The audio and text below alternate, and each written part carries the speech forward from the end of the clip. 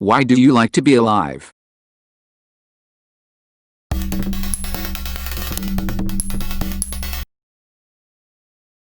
There's an old man I sometimes visit who can talk your ear off for hours on end.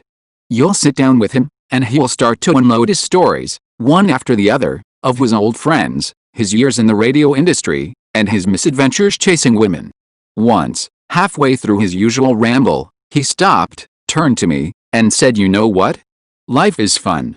And it stinks to know that I'm getting close to the end, because the whole thing's just been so damned fun."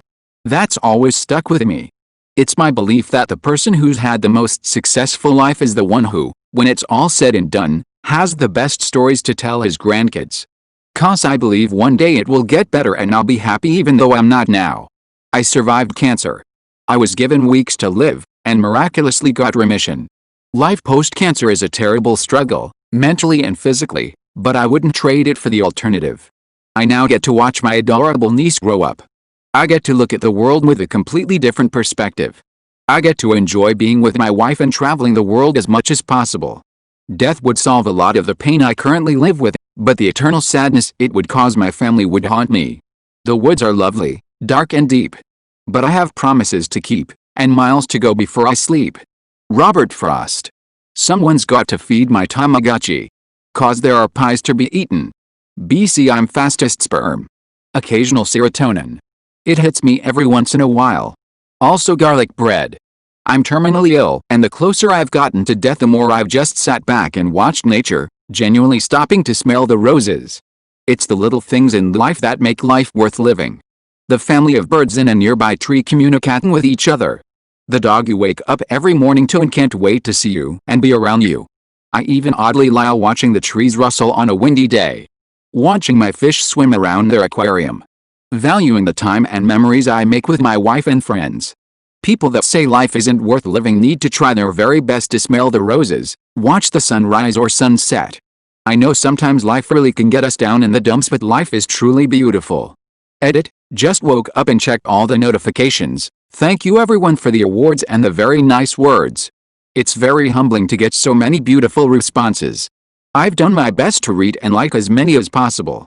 One comment I noticed is about how close to death we come. My fate was luckily decided by my oncologist. I was in ICU last year, I was septic and I had a superbug the doctors couldn't get on top of. My kidney had completely stopped and I only have one kidney. Fortunately, when the ICU had the various teams come together to decide whether to continue or let me go, my oncologist demanded they continue to treat me because I'm young, 29, and my heart and lungs are in good shape. I'm still here to this day, so I owe it all to that man who's saved my life multiple times. I've sat with my wife and cried, told her I was ready to go, and laid patiently with my eyes closed ready to be taken away. It just didn't happen. Since that moment I've done my absolute best to enjoy the little moments in life that we easily brush past and let go unnoticed when we are busy and living a healthy normal life. I'll try to individually reply to comments where I can. Thank you everyone. There's a lot of places I still want to go, books I want to read, movies I want to see. Even if I don't get to experience it all before I die, I like the anticipation of it all. I haven't tried all the restaurants in my area, and it actually has been a good motivator to cherish the whole life thing. I have a friend that's going through some tough times, so I like to check up on him every day and encourage him. My dogs. I can't imagine leaving them behind. It's not necessarily that I like to be alive now, but the nature of life as a constant ebb and flow of thrills and disappointments implies a coming wave of joy sooner or later. Watching sunrises with a hot cup of tea. Singing my favorite songs in a place with good acoustics. Using really soft yarn to knit something nice for someone. Calling a friend and hearing the joy in their voice when they realize it's me. Snow days. Making s'mores at a bonfire. It's all the little things. I hope you can find all the little things you love in life. There's so many. Please be safe, friend. It seems better than being dead. Every time I accomplish something, or finish an assignment, I just feel so fucking proud of myself. I feel so lucky to be alive and in the place in the world I have. There's some shit I still need to do. The list keeps growing, so it's kind of an ongoing thing. I spent the first half of my adult life living on fast forward. I worked hard to get through college with almost no student debt. I worked 60+ hours when off from school and full-time with a full-time schedule. I grew up a have-not with uneducated parents and a single mom that broke her back so I could have opportunity. I put that on my shoulders and powered through.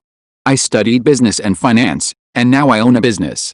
The thing is, despite being proud of that time, I can hardly remember feeling happy. I can remember laughing with friends from college I swore at the time were my brothers, or being in the trance-like state of being young and in love, but not just genuinely feeling happy. I know I was at times, but I can't recall clearly because of all the work and travel and thrill chasing. When I was 24, my mom, who is the monolith of everything good about my identity, got small cell lung cancer and died within the year.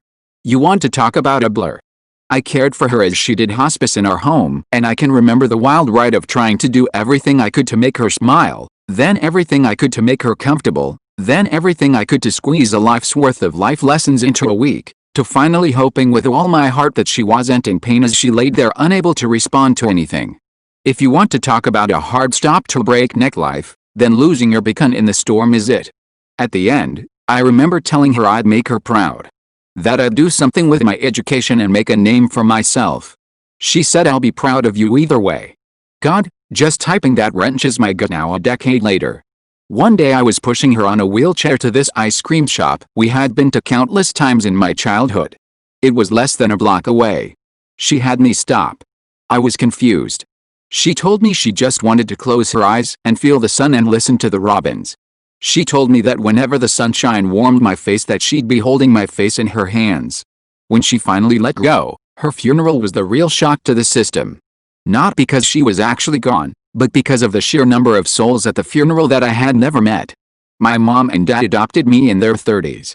I met countless people from before that time that my mom had touched. She helped so many people get through school, leave abusive partners, kick drug habits, raise their kids, and the list goes on. It was a real eye-opener. She never had much money in her whole life. She had a long career in medical billing at the end. She didn't win the rat race per se, but she resonated so beautifully with so many people. That's what being alive is fucking about, my friends. Being present for yourself, and for others, and resonating beyond today in ways that are important. I think about all of the mistakes I made as a young adult. Being brash and insensitive, being naive and loud with my opinions, crossing the line of consent and autonomy in many ways with a lot of people, saying I didn't have time for the people I could see were struggling, taking advantage of people and angling all the time to get ahead, which growing up in poverty is sort of a byproduct of survival and hard to shake, and also just not being there. I mean, like autopilot life despite all of the rich things in life around me. If you read this far, just know this. I get up every morning and close my eyes and just listen. I take a minute and think about what a privilege it is to be able to take in even the mostly silent stimuli of an empty room. If my cat decides to sleep at my feet, I listen for her little kitty breath, or watch her lungs fill up and rise and fall and think about whether she knows how much I love her. I have a cup of coffee and I really taste it. I think about the crazy process it goes through to even be a bean, much less be in a cup, warming my soul and opening my eyes. I have a busy schedule, no doubt, and I have a flood of stimuli barrages every day, but I spend so much time listening to the robins. I people watched like crazy. I take the time to match smiles sent my way. I don't let someone I think is in pain pass by unnoticed, and I try to get know people's paths that lead to who they are now when they wrong me, because understanding that much about someone gives you peace even if it doesn't excuse what they do. I have a rule of taking 10. Take 10 seconds to calm down, take in, consider, feel, etc. 10 seconds to ask a question. 10 seconds to Google something you're curious about. 10 seconds to see just how rich everything is in this crazy beautiful existence. I can't stress enough how much better I feel every day, and I close my eyes in the sunshine for Mom every chance I get. Edit. I guess the point of this yarn is that I hope it doesn't take losing someone for you to pause and be present. Every year my company donates to a cancer fund in her name if you want to get involved. PM me for details. So many awards. It's so nice to see my mom's legacy touching everyone. Cancer sucks, but all of these stories are wonderful. Keep being kind. It's amazing to see everyone being so good to each other in the comments. Edit 2. Over $4,500 raised for my mom's donation in her name. That will almost double what we do. If you still would like to PM me for details. Edit 3. June now and still more donations are coming in. I'm so glad that her memory can live on with contributions in her name. We actually are doing it monthly now and we switch between Street Jude's and CCA. Thank you all. I'm so glad this meant so much to so many. Edit 4. This has been a living, breathing thread and you all are awesome. August now and over $6,000 raised by internet strangers. Amazing. Pretty sure no one will find this comment, but hey, today was a good day for me. I just got my first electric piano and I'm eager to learn this instrument. Now that is a reason to be alive. Music. I wanna master this thing before I go. Edit. Thank you kind strangers for all the awards and all the reply comments wishing me luck. Really made me feel great. I've been wanting to play the piano for about 3 years now, but only a few days ago, I managed to convince my parents to get me one. I've been pretty depressive for the past few years for reasons, but I hope this thing can get me back on track. To all of you who are in the same boat with me, I wish you all well. We're all gonna make it. Man, all the good in this world. Joking around and laughing with your friends until you can't breathe anymore. A random dog running up to you to sniff your butt. Getting your first kiss. The smells from bakeries when you head out in the morning. Staring at the moon late at night knowing there's someone out there doing the same. Hugging your parents after not seeing them for a while. Cuddling with you so after you did the beep beep scattedly do. A stranger's baby smiling at you when you're waiting for a bus. The taste of the watermelon on a hot summer day, and laying on the couch under a blanket watching the flames in the fireplace on a cold winter evening. Listening to the music in your bed on a Friday night, knowing you don't have to set up an alarm for tomorrow. Texting your crush late at night, both of you being dead as tired but neither one wanting it to stop. The feeling of accomplishment when you finally learn to tie your shoes yourself. When you finally reach the bathroom after having to pee really bad. Telling a joke and the whole group of people laughs.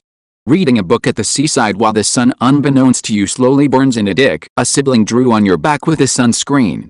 Finally beating a game you've been playing for weeks. Making a meme yourself and thousands of strangers on Reddit like it too. When you inconsistently water your cactus, but the cactus is just fine with it and it blooms to thank you and you didn't even know cactuses can bloom. When you're really tired after a workout and your muscles are sore the next day, but hey, you know you did something good for yourself. Starving yourself because you know grandma is going to cook your favorite meal and you have to eat it all. Donuts and dogs. I keep hoping something worth living for will happen to me.